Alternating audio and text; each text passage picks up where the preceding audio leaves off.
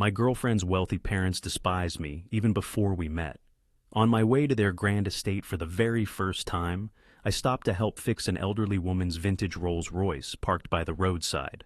I finally reached the mansion an hour late, hands smeared with grease, fully expecting them to kick me out immediately. Then the woman I had assisted pulled up right behind me. Before diving into the story, I have to ask, what's the most nerve-wracking moment you have experienced or heard about when meeting the parents? Share your experience in the comments and don't forget to subscribe for daily stories.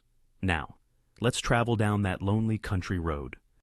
The call with my girlfriend Emma was meant to be a final, calming pep talk, but turned into an intense lesson in stress. I stood in my tiny apartment, already sweating in my only suit, while her voice on the other end trembled with tension. "Okay, Mike, just stick to the plan," she instructed quietly. "When my father asks what you do, don't say you own a garage. Instead, say you specialize in automotive management. And if my mother notices your hands, tell her you've taken up woodworking as a hobby. Whatever happens, avoid mentioning engine oil or transmission fluid." I tried to lighten the mood, saying, "Emma, I'm a mechanic. That's my life. I built my business myself, and I'm proud of it." She whispered back with sincere emotion, "I know, and I'm proud of you too. But my parents, they are different. They come from a completely different world. They will never understand. Just for me, Mike, just for this evening. Could you please just play along?" I sighed deeply. I would do anything for Emma, including pretending to be someone I am not. For a few hours, all to impress her unbearably pretentious parents, Robert and Eleanor Preston. I had never met them before, but the stories were well known. Tales of their exclusive country club memberships, lavish charity events, and their silent yet absolute judgment of anyone who did not fit into their narrow, old money universe. And I, a blue-collar man with grease stubbornly trapped under my nails, no amount of washing could fully remove, embodied everything they despised. I spent 10 minutes scrubbing my hands with a stiff bristled brush until they were raw and sore, a fruitless effort to erase the marks of my labor. I climbed into my flawlessly restored vintage pickup truck, a vehicle I had lovingly rebuilt with my own hands, and began the long drive out of the city and into their world. The farther I drove, the more the scenery transformed. Dirty city blocks gave way to vast suburban neighborhoods, which gradually transitioned into expansive rolling hills dotted with immaculate horse farms. The road grew narrower, and soon I was passing immense gated estates, each a fortress of wealth and status. Glancing at my watch, I realized I would be a few minutes early, a small but welcome victory. Then, rounding a wide bend, I spotted it there. It was a car, but it was more than just an automobile. It was a true masterpiece. A stunning two-tone 1960s Rolls-Royce Silver Cloud stood awkwardly on the gravel roadside, its large silver hood lifted open. Next to it, an elderly lady appeared completely helpless. She embodied grace, dressed in a tweed jacket and pearls, her silver hair perfectly styled. Her gaze was fixed on the silent, smoking engine, filled with a deep, aristocratic annoyance. My thoughts immediately began to whirl. "Keep going," whispered a voice that suspiciously resembled Emma's inside my head. "You cannot be late. Not today. This is not your problem." Yet, a stronger, more genuine voice, the voice of the man I truly was, commanded control. That car was a classic, an artwork, and it was in serious trouble. The woman certainly seemed destined for a difficult day. With a reluctant sigh at my own nature, I slowed my truck and pulled up beside her. Leaving my suit jacket on the seat, I stepped out. "Trouble, ma'am?" I asked, trying to sound as gentle as possible. She looked up at me, her eyes sharp and perceptive, noting my dress pants and shirt with mild surprise. "It just stopped," she responded in a crisp, refined manner. It made a terrible clunking sound, then began to smoke heavily. My driver was supposed to follow me, but he seems to have lost his way. "Do you mind if I take a look?" I inquired. "I know a thing or two about these vintage engines." She gave me a lengthy evaluating glance, and then nodded. "Be my guest." I bent beneath the enormous hood, the familiar, delightful aroma of warm oil and seasoned metal filling my senses. To me, this was a masterpiece. I identified the issue in less than half a minute, a worn wire on the distributor cap, a typical problem for this particular model. A simple repair if you knew your way around it. "It is just a loose connection, ma'am," I told her. "I can have it fixed and running within about 20 minutes. But then I looked at my clean hands and my dress shirt.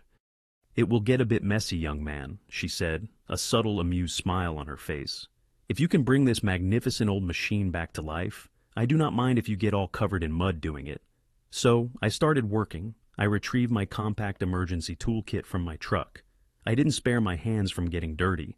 I carefully stripped the wire, reattached it, and wrapped it securely with electrical tape. We chatted as I worked. She did not inquire about my profession. Instead, she focused on the car. She was sharp and well-informed. She truly cared for this vehicle and was genuinely impressed by my skill. When I finished, I wiped my grimy hands on a rag from my truck. "All right, ma'am," I said. "Give it a try now."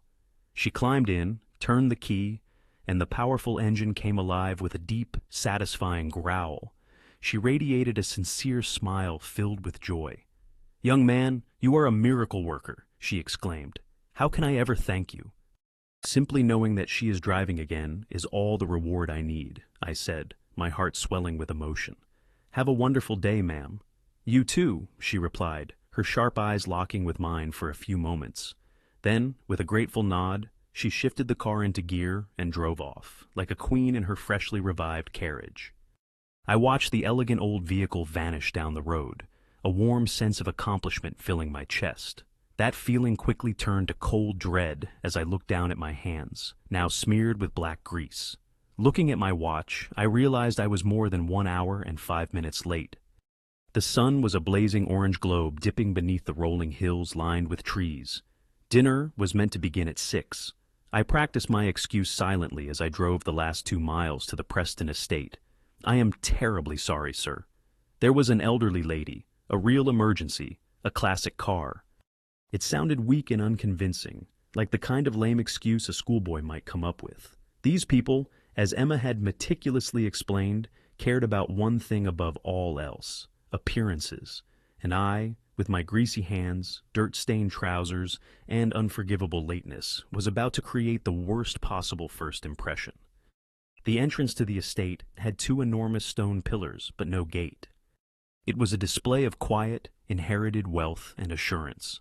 The long, twisting driveway, a smooth stretch of immaculate white gravel, creaked beneath my tires. It wound through a landscape so flawlessly groomed, it appeared almost unreal before finally revealing the house itself. Mansion was the only fitting description. It was an expansive 3-story Georgian brick manor. Numerous tall, sparkling windows glowed warmly from within, resembling a majestic celebratory ocean liner.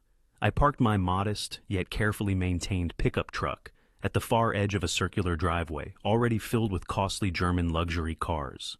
I felt like a small boat pulling alongside a collection of grand yachts. For a long moment, I sat motionless, gripping the steering wheel tightly, my heart pounding fiercely against my chest. I attempted to wipe the grease from beneath my fingernails using a worthless paper napkin from the glove compartment, a useless action that only spread the dark stains further. This was the moment. Taking a deep, calming breath, I stepped out of my truck and began the long, solitary walk toward the imposing front door. I pressed the bell. The sound lingered, deep and resonant, somewhere within the vast interior of the house. I waited. After what felt like forever, the heavy, dark wooden door slowly opened, and there stood Emma. Her face, last seen during a video call filled with beautiful, nervous hope, was now frozen in pure, horrified disbelief. "Mike," she whispered, her eyes wide as they absorbed my unkempt hair, my hands smudged with grease. And the grime on my suit. "Oh my goodness, what happened to you? Are you all right? I was so worried I tried calling you." "I am so sorry, Emma," I started, my voice low and filled with regret. "I can explain. I was on my way when I noticed an elderly lady by the roadside. Her car had broken down, and I felt compelled to stop and assist her, but I never finished my sentence. 2 figures appeared from the grand hallway behind her, stepping into the soft light of the porch. It was them, Robert and Eleanor Preston. They looked exactly as Emma had described, only even more striking. He was tall with silver hair, wearing a perfectly fitted smoking jacket. His face bore a cold, aristocratic scorn. She was impossibly graceful, her pearls shining brightly, her expression one of bored, icy displeasure. They glanced at their daughter's horrified face, then looked at me with an expression that went far beyond mere disapproval. It was pure, unfiltered contempt. "So, Robert Preston said, his voice a low, sharp drawl as cutting as a shard of glass. "This is the mechanic. I apologize deeply for my delay, Mr. and Mrs. Preston," I stammered, my carefully planned words dissolving. There was a woman by the road. Her vintage vehicle had broken down, and I felt I had to stop and help her. Robert raised a hand to silence me immediately. "We are not interested in your excuses, young man. Punctuality in our respect is not merely a suggestion, but the fundamental standard everyone must uphold. Unfortunately, you have clearly failed to meet this expectation on our very first encounter." His wife, Eleanor Preston, then approached with eyes as cold and unyielding as her diamond earrings, scrutinizing my appearance with clear disdain. She noticed my rough hands and a small, cruel smile appeared on her lips. "Emma said you were a man who works with his hands," she remarked, her voice laced with a deceptive sweetness, hiding sharp contempt. "I see you have made no attempt to conceal it. How delightfully rustic of you." I stood silently, stunned. Their condescending attitude hit me like a sudden, overwhelming blast, leaving me utterly defenseless. "I believe it is best we postpone this meeting," Mike said, his tone resembling someone dismissing a mere servant. He no longer looked at me, but focused instead on his daughter. "Perhaps when your friend can conduct himself with the basic dignity we demand in this household." Then he turned away entirely, a clear and final rejection. Defeat left a bitter and chilling sensation in my mouth. I had failed, played their cruel game, and lost in the worst possible way. I cast one last sorrowful glance at Emma, silently apologizing for not being the man her family desired. Then I turned to retreat into the darkness, feeling our future grow as distant and cold as the stars themselves. But before I could step off the grand, forbidding porch, a sound stopped me. The sound was one I recognized deeply, the rich, elegant, and profoundly familiar roar of a vintage V12 Rolls-Royce engine. A couple of bright and commanding headlights swept over the perfectly kept lawn. They revealed the four of us in a sudden, intense beam of light. I stood frozen, my hand gripping the railing, my heart pounding with a mixture of hope and confusion. That sound was unmistakable. That car was unmistakable. The stunning two-tone silver cloud moved to a whisper-quiet halt behind my modest pickup.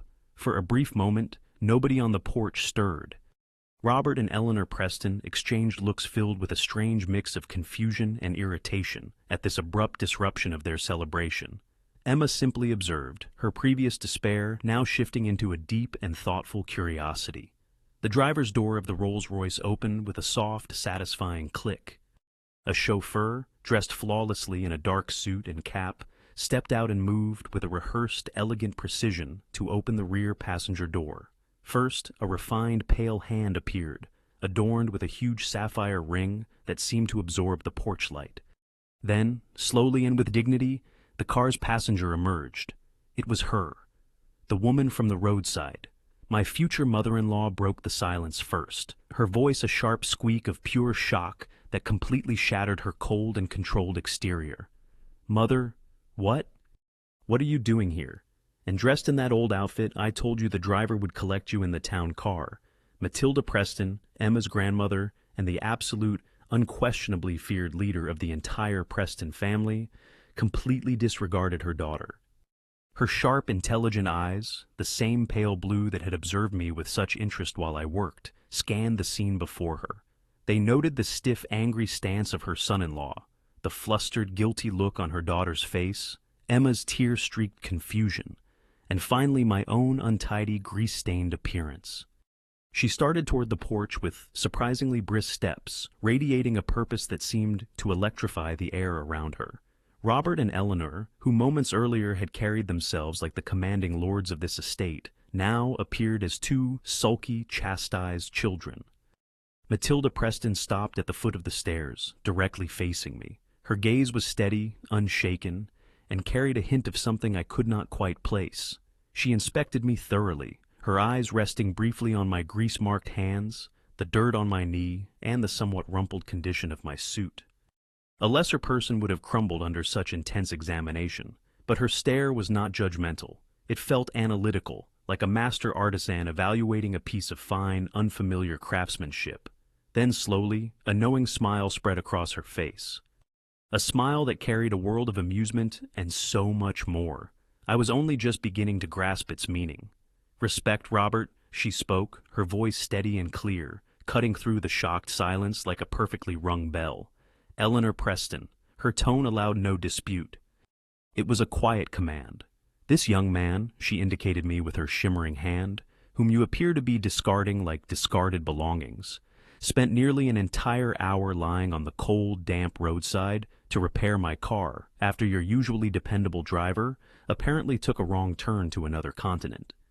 Robert at last found his voice, though it was a strained and unsure croak. "Mother, we had no idea. He showed up an hour late for dinner, and he is a mess."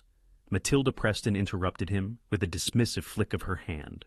"A mess," she repeated, raising her eyebrows with a sharp, ironic amusement. "This is not a mess, Robert. This is the sign of a man unafraid of real labor. A man who stops to assist a stranger in trouble even at the cost of arriving late to a very important appointment." Then she turned her gaze fully to her daughter.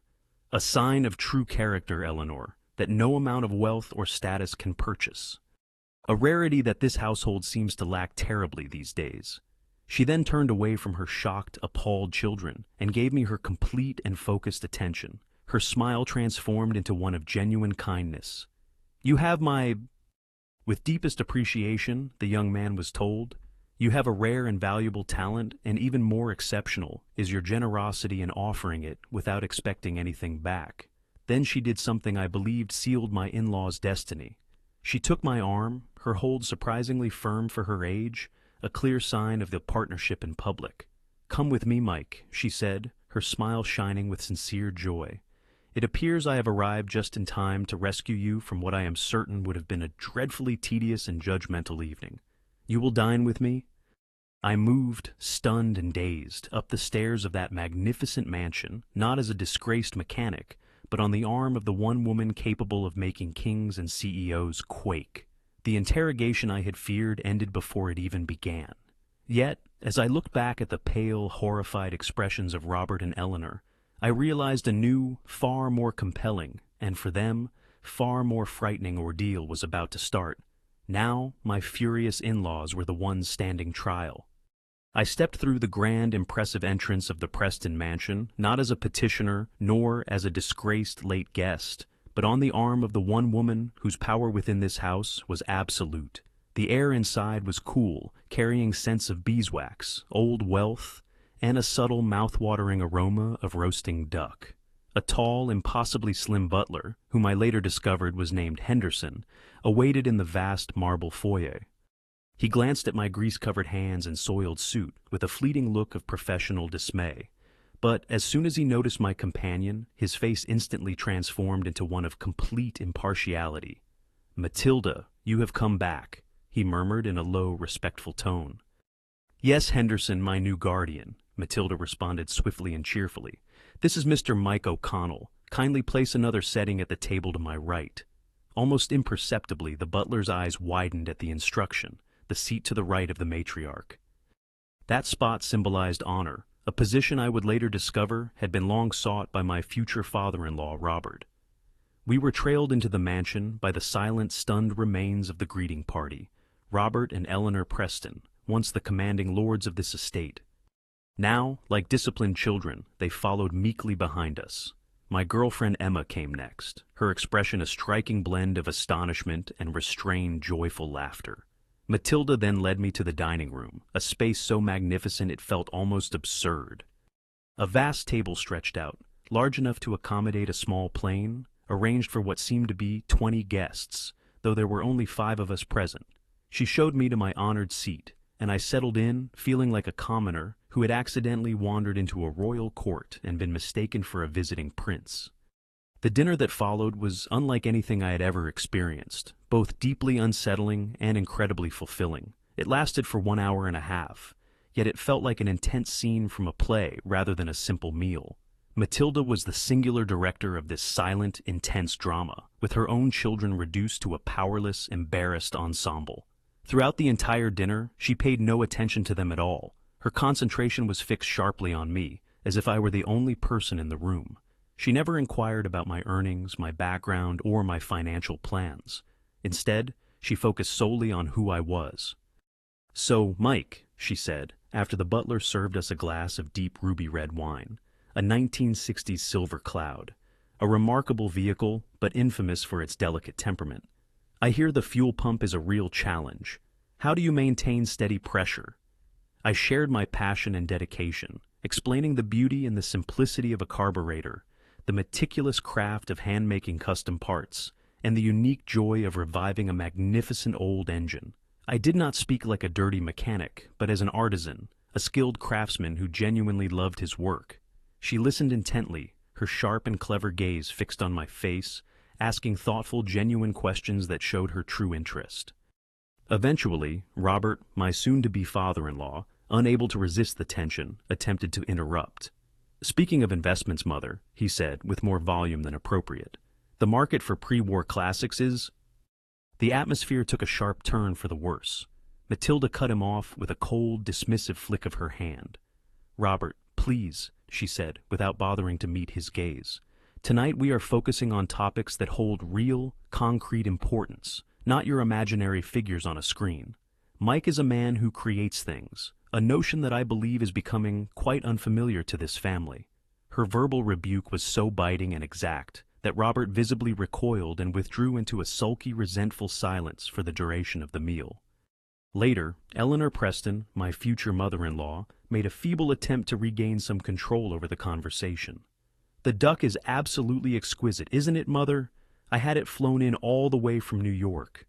Matilda took a delicate bite, chewed silently with contemplation, and then looked at me. "It's very good," she admitted. "But you know, Mike, a finely tuned engine, one that has been nurtured and restored by a skilled hand, is far more rewarding than any extravagant meal. Don't you agree?" I nodded and smiled slowly as I finally recognized the game she was playing. "I certainly do." And so, the evening unfolded. Throughout the entire dinner, I was the honored guest, the valued professional, while they, in their grand home, were the spectators, forced into silence as the family's matriarch praised the man they had so cruelly tried to exclude. Emma, sitting across the table, simply observed me, her expression filled with a love and pride so deep it was unmistakable. It filled my heart with a joyful, radiant glow. She was witnessing the man she had fallen truly in love with, not merely tolerated, but fully supported. As the evening came to an end and the butler brought out coffee, Matilda prepared to make her final, decisive move. Her gaze swept across the long table, resting first on her quiet, embarrassed children, then on Emma and me. "It has been a very long time," she said softly, her voice carrying great weight, "since I have experienced a conversation at this table with such depth and honesty. It gives an older woman hope for what lies ahead for this family." Then she turned toward me, a new sharpness and businesslike determination shining in her eyes. "Mike," she continued, "my late husband, Emma's grandfather, was deeply passionate about collecting classic cars. His collection, including several rare, unique vehicles, has been kept in a climate-controlled garage on this estate, left untouched and slowly deteriorating for nearly 2 decades. Nobody in this family has the skill or the desire to care for them." Leaning forward, her expression transformed to that of a CEO presenting a formal proposal.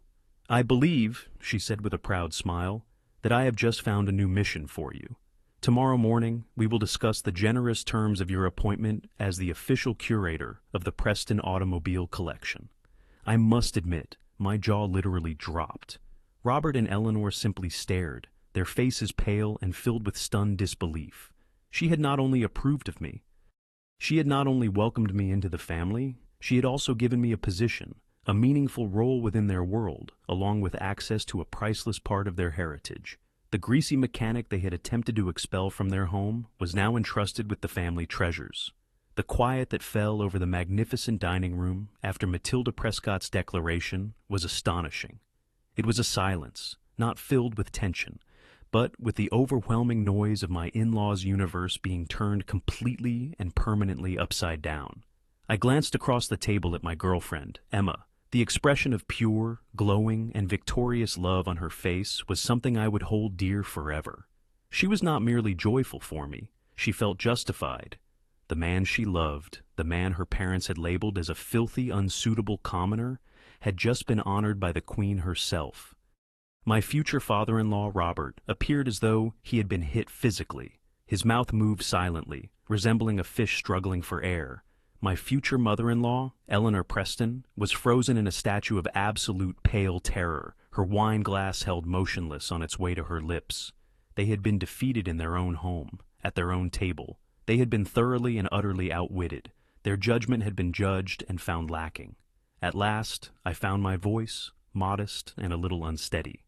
"Ma'am, I do not know what to say. That is a remarkably generous proposition. I would be truly honored." "Nonsense," she declared with a dismissive flick of her hand, though her eyes sparkled with a fierce joy. "This is not a generous proposal, Mike. It is a sensible one. I am rescuing a priceless fragment of my late husband's legacy from gradually crumbling into dust by those who perceive it merely as a figure in a ledger. You, I can see, recognize the spirit within the machinery. That is a rare gift that cannot be purchased." As Emma and I were finally getting ready to leave, hours later, following a long and delightful conversation with Matilda about the marvels of the 1930s Duesenberg engine, my in-laws made one last desperate attempt. They trapped Matilda in the grand entrance hall. "Mother, you must be joking," Eleanor whispered sharply in a low and furious tone. "Are you seriously considering granting this grease monkey access to Father's collection? This is an invaluable treasure of our family's history." Matilda turned around, and the warm, grandmotherly woman I had talked to all evening vanished, replaced by a presence so cold and aristocratic that I instinctively stepped back. "Eleanor," she said, with a voice as cold as ice, "let me make this perfectly clear. Our family legacy does not reside in its cars or estates or financial assets. Our family legacy is meant to lie in its character, a trait this young man has shown in full measure, and a trait you and your husband," she gave a scathing look at Mike, "have shockingly lacked tonight." She then directed her attention to me. "Mike has my absolute and unwavering trust. He is a man of talent, integrity, and compassion. He is a much welcomed and essential addition to this family. You will treat him with the respect he rightly deserves. Is that clear?" "Yes, Mother, Eleanor," she whispered, her complexion pale, her gaze fixed on the floor. Matilda then smiled at me once again. "Henderson will hand you the keys to the West Garage tomorrow morning, Mike," she said. "Enjoy yourself." The following months felt like a quiet transformation. Our wedding was a stunning, joyful celebration. My in-laws attended, their smiles tense but their manners flawless. They were clearly afraid of Matilda, and it was evident. The day after our honeymoon, I stepped into the legendary West Garage for the first time with Emma by my side. It was a paradise for car enthusiasts, a dusty, silent sanctuary filled with automotive treasures. There were pre-war Bugattis, vintage Ferraris, and magnificent antique American muscle cars. It represented a lifetime of dedication, a project born from pure passion. Now it was my responsibility, my mission. I no longer had to fake being someone who managed automobiles.